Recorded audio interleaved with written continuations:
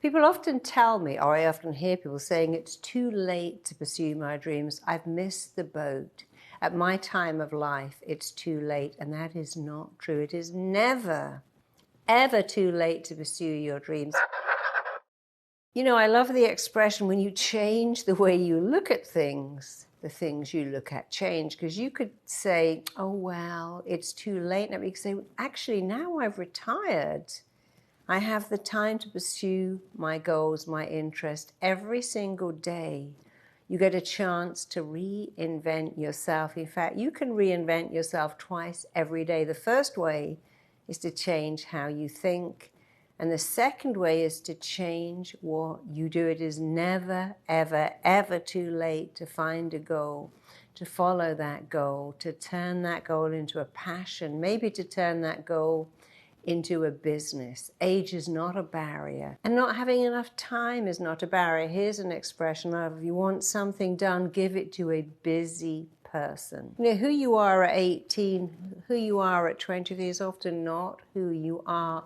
Some of the most successful people in the world changed career at 50, at 60, at 70. After all, Frank McCourt, who wrote Angela's Ashes, was a teacher in New York. And when he retired, he had time. He thought, wow, I've been teaching, writing stories all my life. And he finally wrote Angela's Ashes. But often when our children leave home, if a marriage ends, we think, wow, what shall I do with the second half of my life? I've always wanted to be a designer, a writer. I've always wanted to do this. We are living longer than ever. And we have the internet where you can learn anything.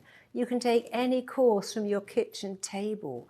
And many of them are free. You can learn almost anything at all online on YouTube. So you can learn a new skill at any age, because after all, when you're older, you have time on your side.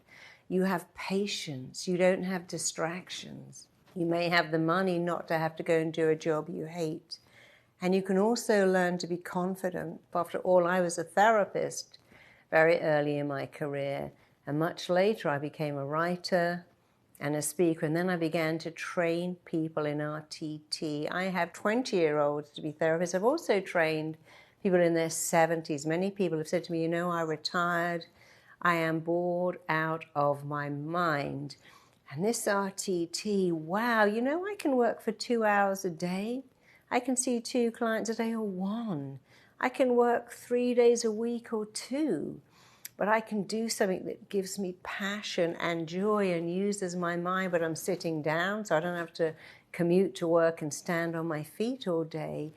And the great thing about being a therapist is when you're older, you are seen as wiser. You're seen as a sage. When you do something new, it actually makes you younger. It's why university professors are very youthful. My father taught until he was in his late 70s, because I love this expression, when hope dies, old age runs to meet you.